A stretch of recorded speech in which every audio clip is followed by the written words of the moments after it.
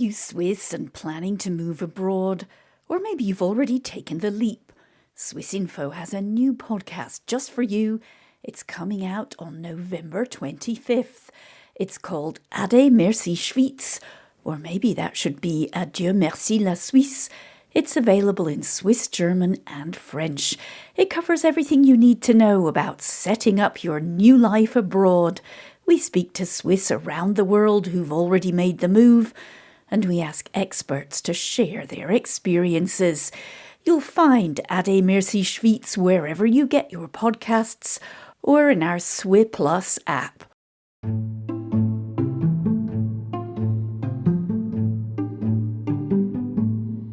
This is Inside Geneva. I'm your host, Imogen Folks, and this is a production from Swissinfo, the international public media company of Switzerland. In today's programme. At 2 o'clock in the afternoon, you might have an air alert. And at 3 o'clock in the afternoon, people in shops and restaurants are putting up Christmas decorations because they want to continue their life. The target's mainly energy infrastructure, leaving many areas without electricity or heating. Today, I had electricity in my flat a few hours in the afternoon. I'll have 3 or 4 hours of electricity tomorrow. And it's wearing, it's tiring. Ukrainians who live here, it's an additional stress. During the night, there was a massive attack by Shahed drones and guided aerial bombs, just about 35 or 40 meters from the 2 guest houses where our staff were living. There is a real effort to make it look like everything is normal and to have the decorations, have the music outside, have the food. Sometimes people go to parties. It's nice to walk through town and see that happening.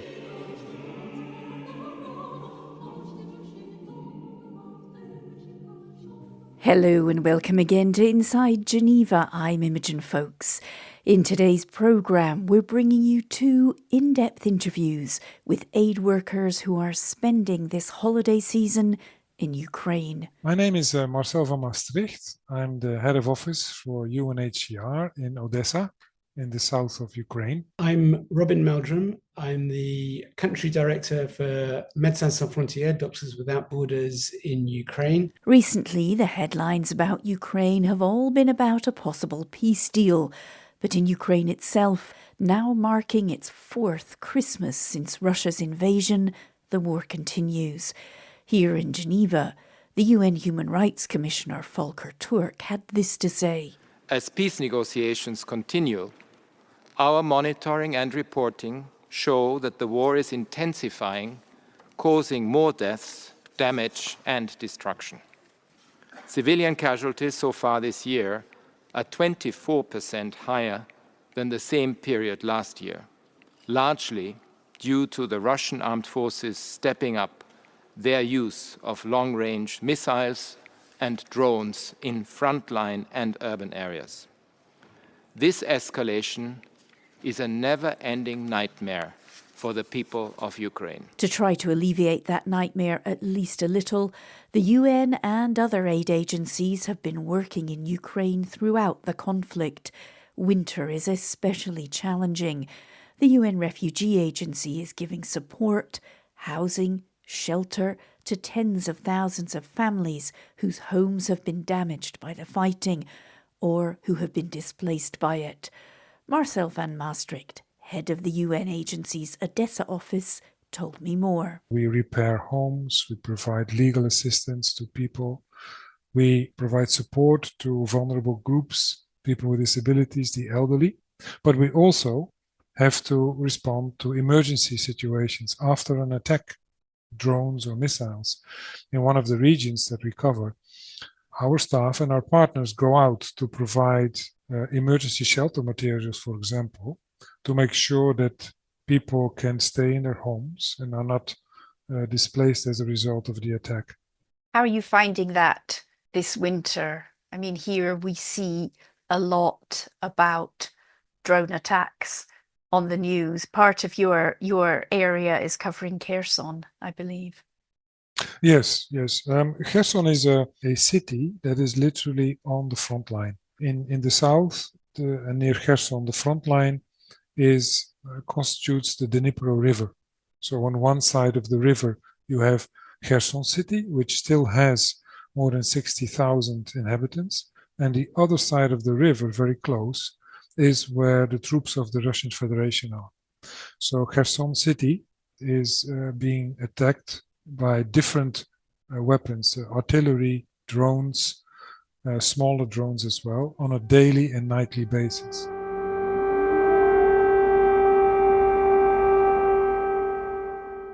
We have nightly air alerts where people are, of course, asked to go to the bunker.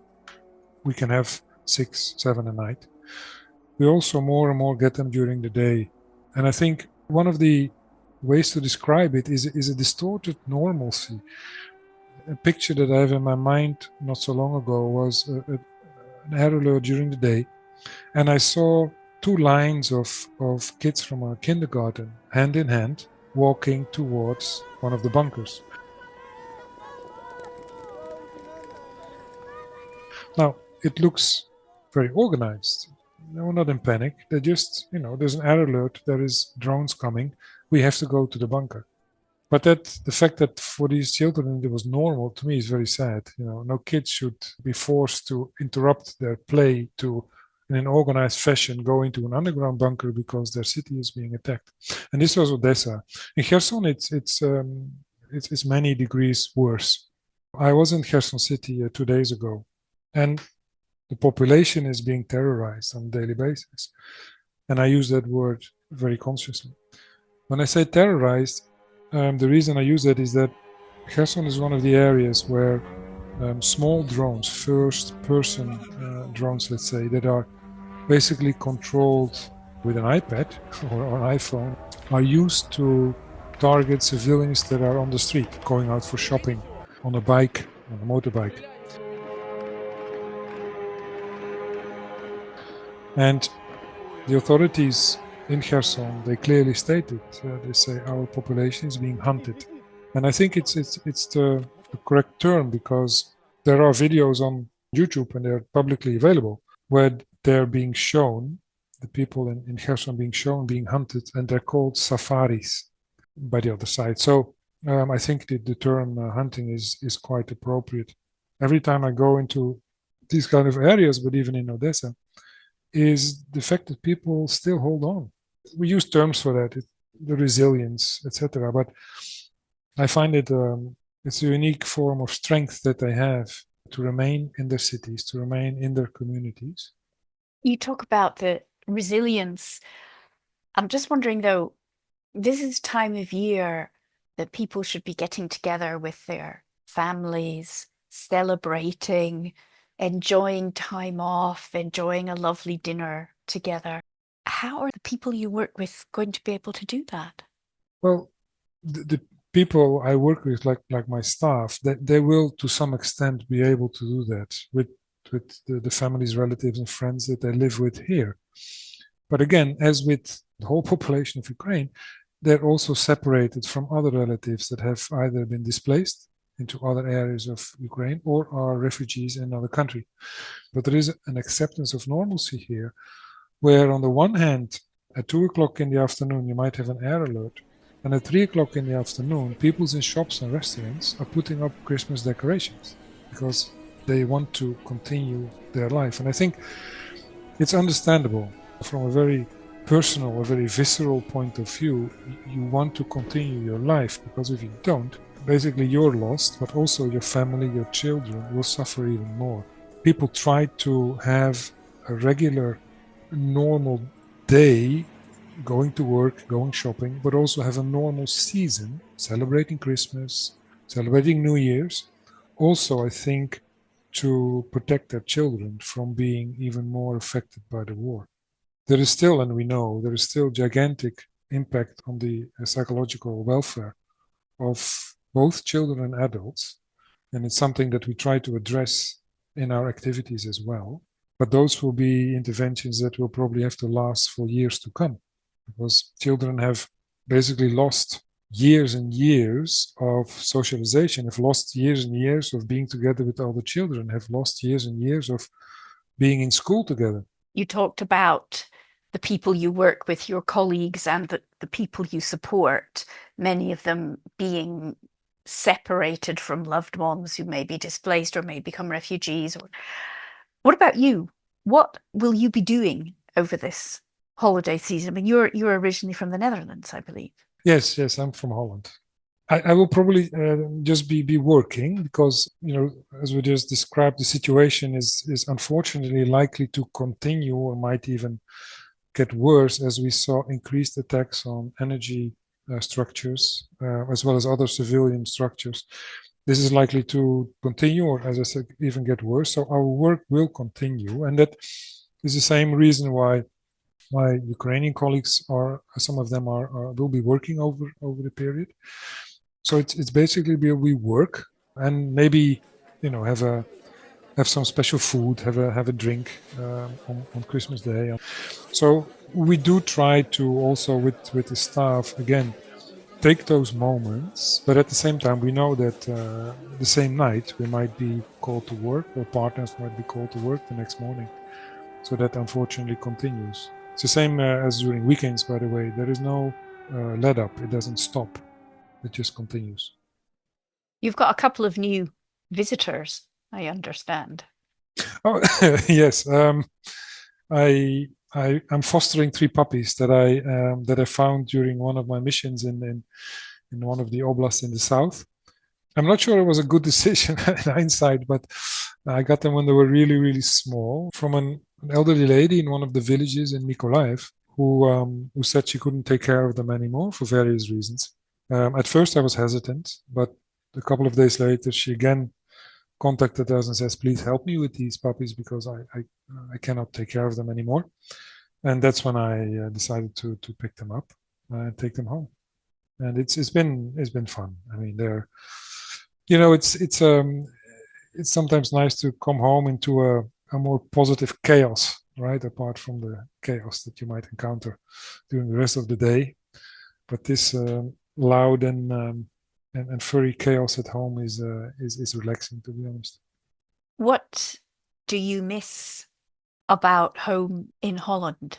And what do you cherish about being in Odessa at this time of year? What I miss in Holland is the obvious answer is to be with my relatives and friends, to be with the group of people that I would spend that time of year with normally.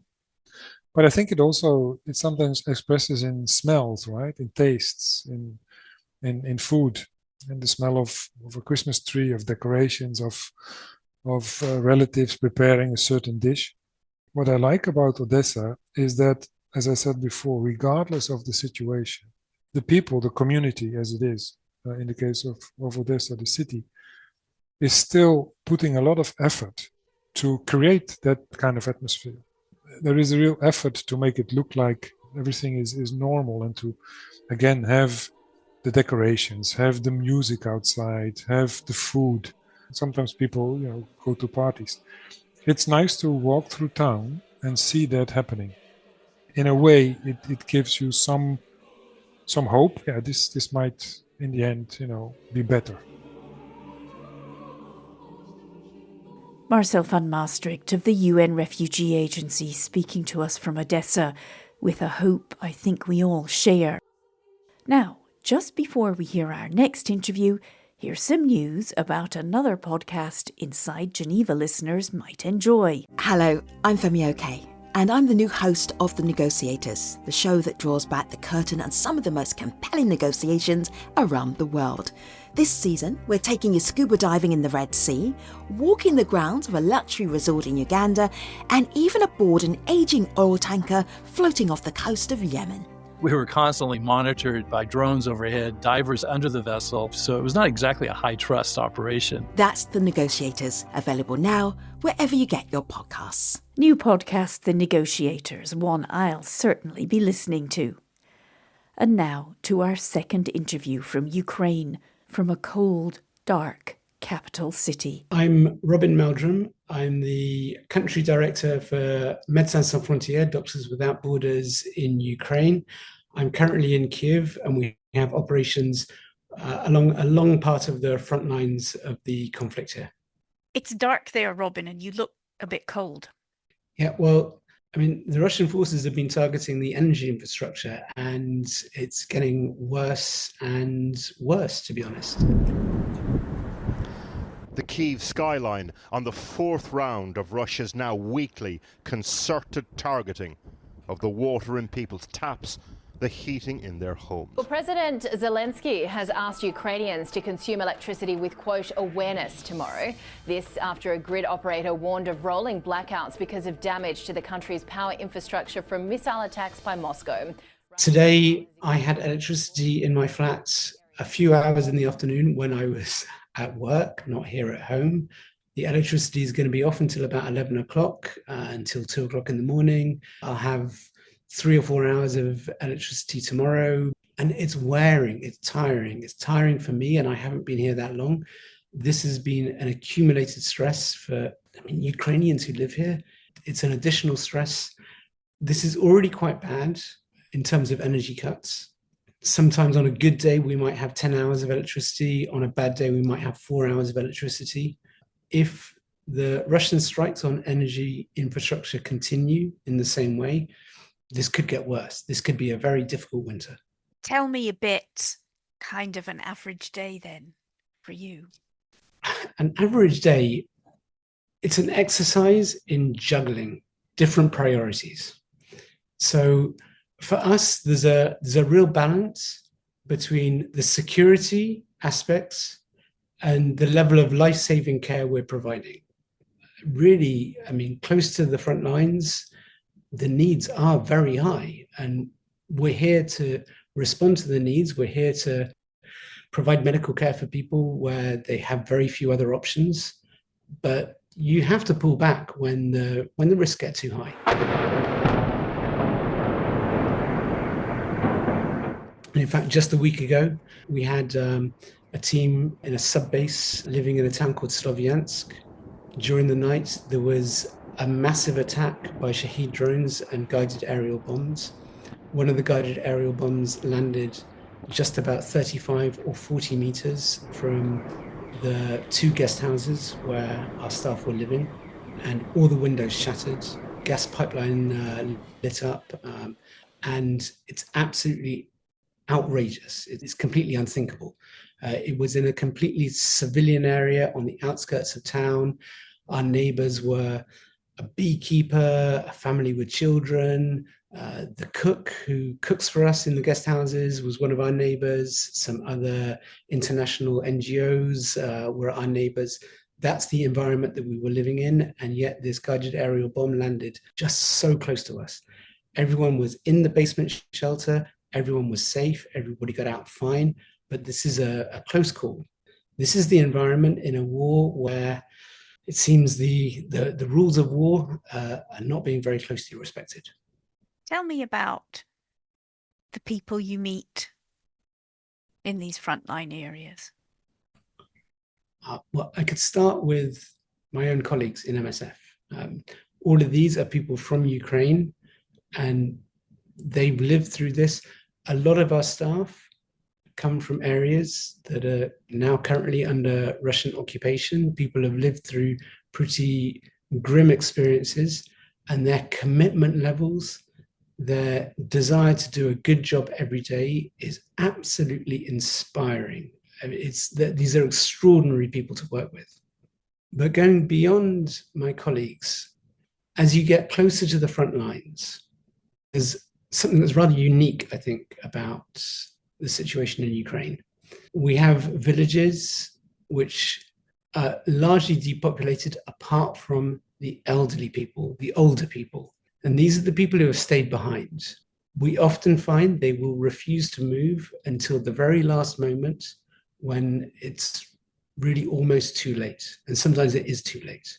And these are people who they have chronic diseases, they have diabetes or hypertension, they have medical needs that must be responded to. Otherwise they will die.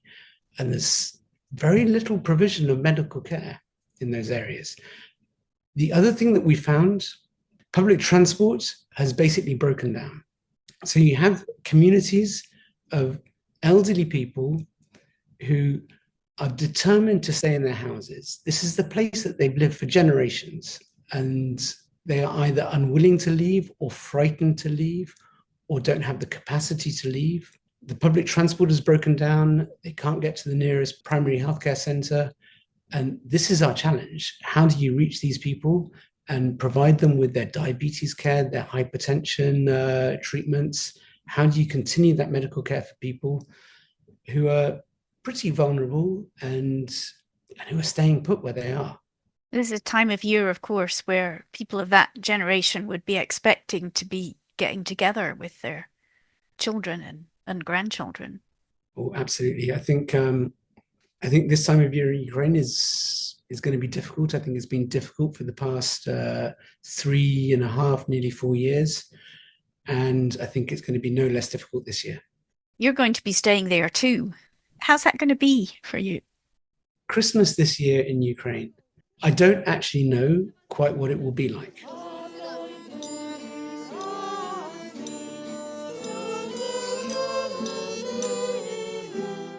I was here last year. I was in Mykolaiv, not far from the frontline city of Kherson.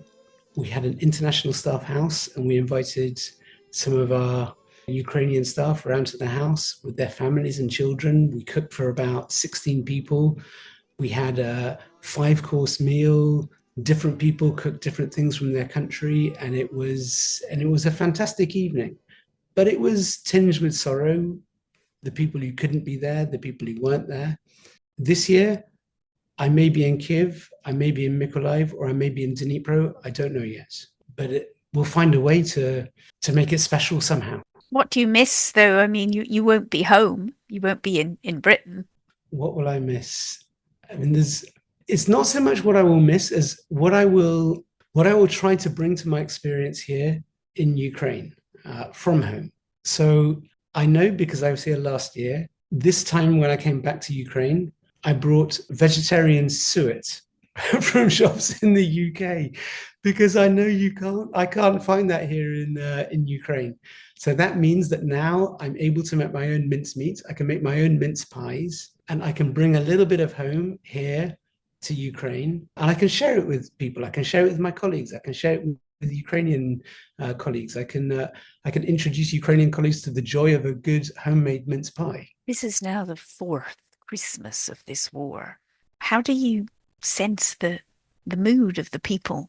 Yeah, it's I think people are incredibly tired, and it's understandable. The relentless, in the back of your mind, concern that an air raid might go off, that there might be ballistic missiles that land in Kiev. When the big attacks come in, they are really big. You feel the walls and the floor and the ceiling of your flat shaking. And this can happen at very short notice.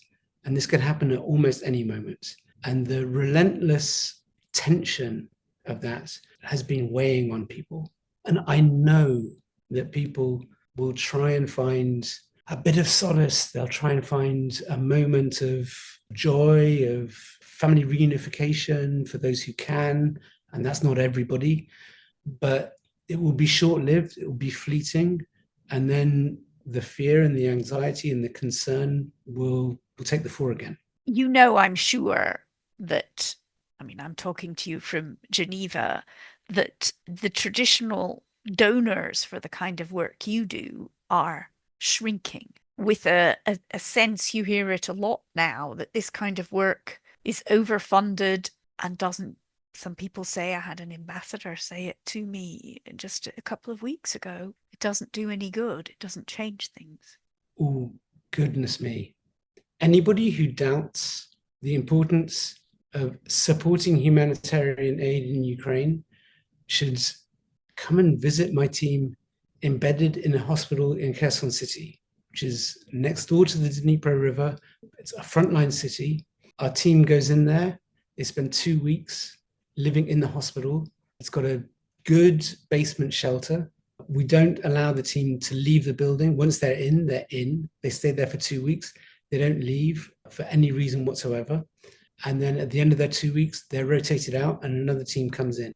And every day, their backdrop sound is shells going off, explosions, artillery. They run the emergency department and they support in the intensive care unit. And the issue is the hospital is incredibly well run, but they don't have enough staff. And I think those services, I don't know if they would collapse without our support, but they would struggle massively and they might even collapse. This is a city, Kherson. It's right on the front line, but it's still got about 90,000 civilian people living there. And most of the people who are left in Kherson are elderly people. When winter comes, we see lots of people slipping, sliding, falling, old bones breaking. I mean, the emergency department is full. And so I would say to anybody doubting the need for support, go and spend a couple of days in this place and you would change your mind. Very last question then. You're spending Christmas in Ukraine. I'm assuming you'll be there for the new year. What are you hoping for 2026? Well, one thing on New Year, I'm not expecting fireworks. They're banned in Ukraine. So there won't be fireworks. What am I expecting for 26? For 2026, I genuinely don't know what to expect. There's so much uncertainty. I can hope for peace. I can hope for ceasefires. I can hope for an end to, frankly, what is a totally unjustified hell that is happening to the Ukrainian people. What I can expect, I really don't know. But whatever happens, I have an incredibly strong team of Ukrainian colleagues here, very committed, very hardworking. I know they will do whatever they can to try and help people as much as possible, and it's very inspiring to work alongside them.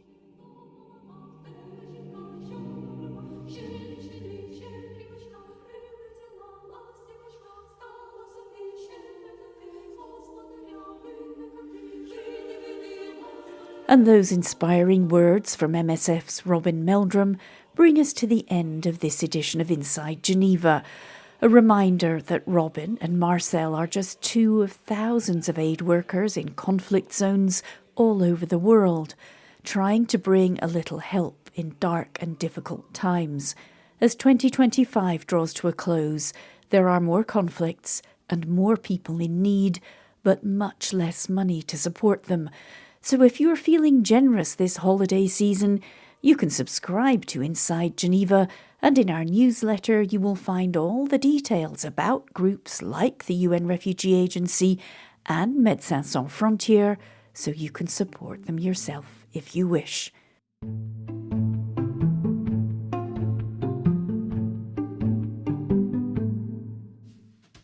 Next time on Inside Geneva, we've got journalists round the table to reflect on this last year and look ahead to what 2026 might hold.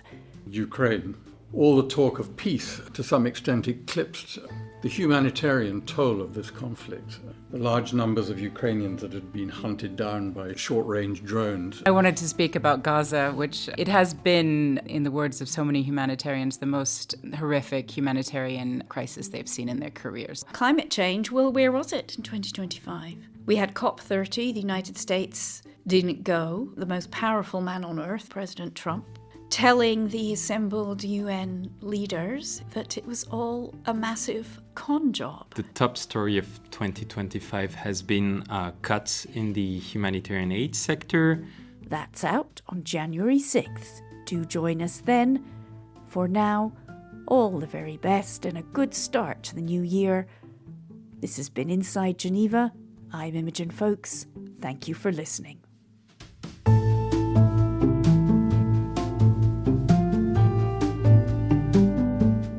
A reminder, you've been listening to Inside Geneva, a Swissinfo production. You can subscribe to us and review us wherever you get your podcasts. Check out our previous episodes, how the International Red Cross unites prisoners of war with their families, or why survivors of human rights violations turn to the UN in Geneva for justice. I'm Imogen Folks. Thanks again for listening.